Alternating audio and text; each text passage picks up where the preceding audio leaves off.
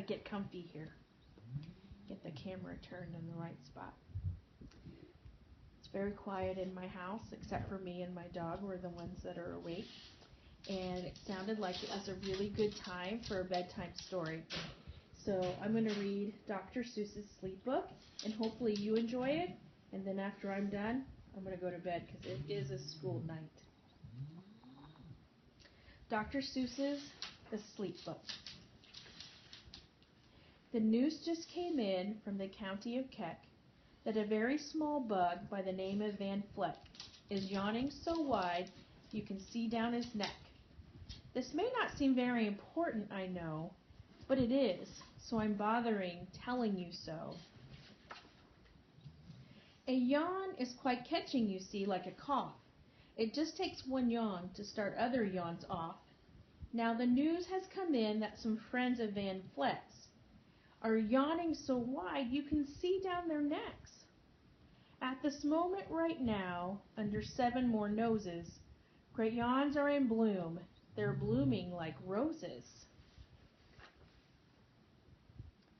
The yawn of that one little bug is still spreading.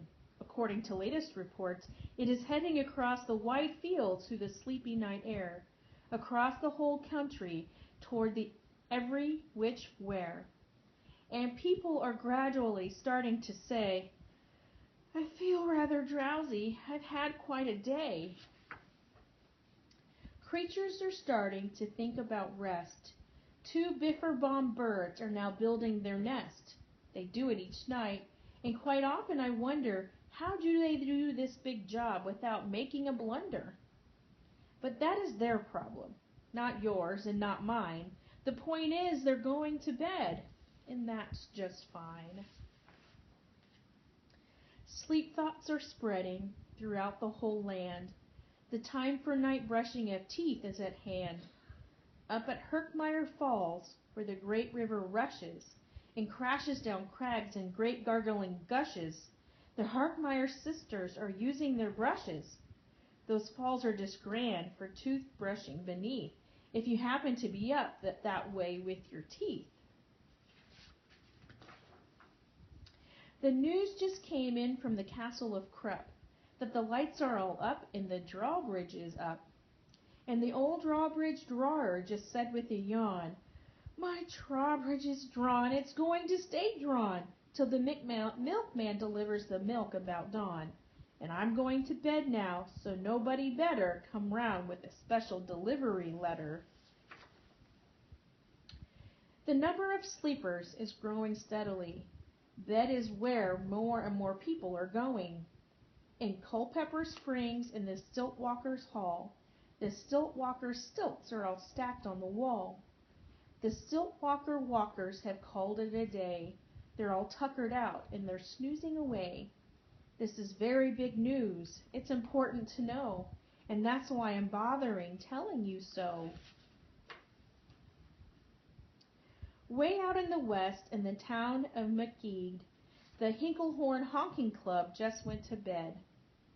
Every horn has been quietly hung on a hook for the night in its own private Hinklehorn nook. All this long happy day they've been honking about, and the Hinklehorn honkers have honked themselves out. But they'll wake up quite fresh in the morning, and then they'll start right in Hinklehorn honking again. Everywhere creatures are falling asleep. The collapsible frink just collapsed in a heap.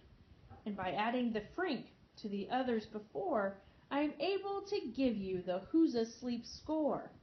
Right now, 40,404 creatures are happily, deeply in slumber. I think you'll agree that's a whopping fine number. Counting up sleepers? Just how do we do it? Really quite simple. There's nothing much to it. We find out how many, we learn the amount, by an audio-tello-o-tally-o-count. On a mountain, halfway between Reno and Rome, we have a machine in a plexiglass dome, which listens and looks into everyone's home. And whenever it sees a new sleeper go flop, it jiggles and lets out a new biggle ball drop.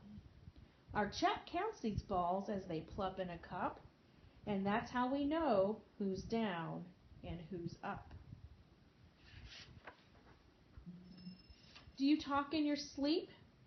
It's a wonderful sport, and I have some news of this sport to report.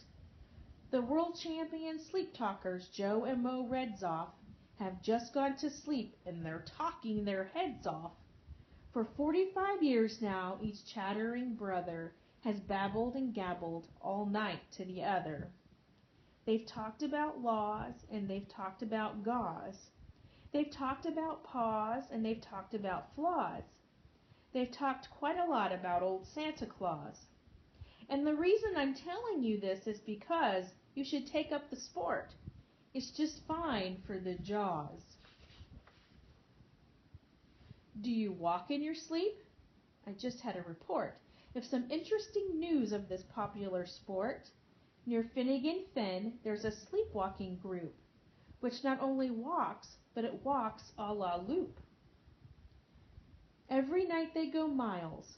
Why, they walk to such length, they have to keep eating to keep up their strength. So every so often one puts down his hoop, stops hooping, and does some quick snooping for soup. That's why they are known as the Hoop Soup Snoop Group. Sleepwalking, too, are the curious crandalls who sleepwalk on hills with assorted-sized candles. The crandalls walk nightly in slumbering peace, in spite of slight burns from the hot dripping grease. The crandalls wear candles because they walk far, and if they wake up, they want to see where they are. Now the news has arrived from the Valley of Vale that a Chippendale mupp has just bitten his tail, which he does every night before shutting his eyes. Such nipping sounds silly, but really it's wise.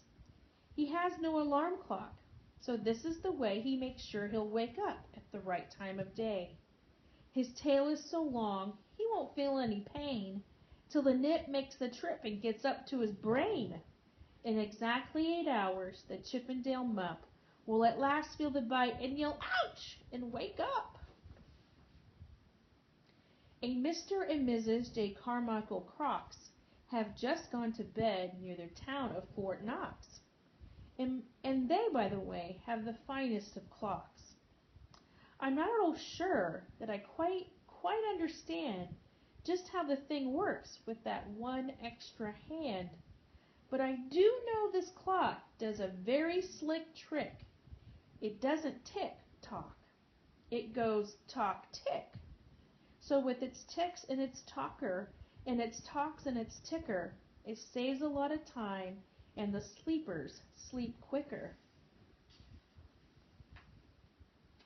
What a fine night for sleeping. From all that I hear, it's the best night for sleeping in many a year. They're even asleep in the Zwieback Motel, and people don't usually sleep there too well. The beds are like rocks, and as everyone knows, the sheets are too short. They won't cover your toes. So if people are actually sleeping in there, it's a great night for sleeping. It must be in the air. It's a great night for snores. I just had a report of some boys who are at tops in this musical sport. The snoriest snorers in all our fair land are Snorter McPhail and his Snore-a-Snort band. This band can snore Dixie and Old Swanee River so loud it would make 40 elephants shiver. The loudest of all the boys is McPhail. He snores with his head in a 3-gallon pail. So they snore in a cave 20 miles out of town. If they snored closer in, they would snore the town down. Do you know who's asleep out of Funa Laguna? 2 very nice Funa Laguna baboona. We've added them to our Who's Asleep count, which has grown to a really amazing amount. Exactly 8,808 creatures are sleeping now. Isn't that great?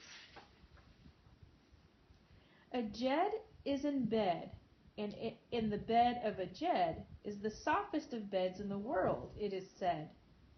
He makes it from pom-poms that he grows on his head, and he's sleeping right now on the softest of fluff, completely exhausted from growing the stuff.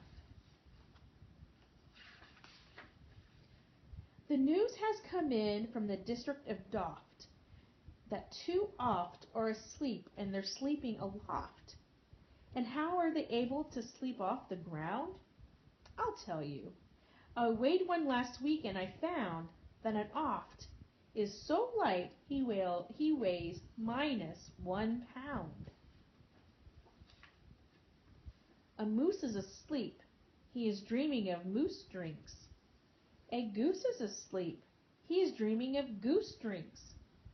That's well and good when a moose dreams of moose juice, and nothing goes wrong when a goose dreams of goose juice. But it isn't too good when a moose and a goose start dreaming they're drinking the other one's juice. Moose juice, not goose juice, is juice for a moose. So when a goose gets a mouthful of juices of mooses, a moose gets a mouthful of juices of gooses, they always fall out of their beds screaming screams. So, I'm warning you now, never drink in your dreams. Speaking of dreaming, I think you should note that a Bumble Tub Club is now dreaming afloat. Every night they go dreaming down Bubble Tub Creek, except one night every 3rd or 4th week when they stop for repairs because their bumble tubs leak. But tonight they're afloat, full of dreams, full of bliss, and that's why I'm bothering telling you this. At the fork of a road in the Vale of Von Vode, 5-foot weary salesmen have laid down their load. All day they've raced around in the heat at top speeds, unsuccessfully trying to sell Zizzer Zoof seeds, which nobody wants because nobody needs. Tomorrow will come. They'll go back to their chore. They'll start on the road, Zizzer Zoofing once more. But tonight they've forgotten their feet are so sore, and that's what the wonderful night is for. Everywhere creatures has shut off their voices. They've all gone to bed, in the bed of their choices. They're sleeping in bushes, they're sleeping in crannies, some on their stomachs and some on their fannies. They're peacefully sleeping in comfortable holes, some even in soft, tough barbershop poles. The number of sleepers is now past the millions. The number of sleepers is now in the billions. They're sleeping on steps and on strings and on floors, in mailboxes, ships, and keyholes of doors. Every worm on a fishhook is safe for the night. Every fish in the sea is too sleepy to bite. Every whale in the ocean has turned off his spout. Every light between here and Farfoodle is out. And now, adding things up, we are way beyond billions. Our Who's Asleep score is now up in the zillions. 99,000,000,9,000,000,000 two creatures are sleeping. So, how about you? When you put out your light, the number will be 99,000,000,9,000,000,003. Good night. The end. That's the end of our story.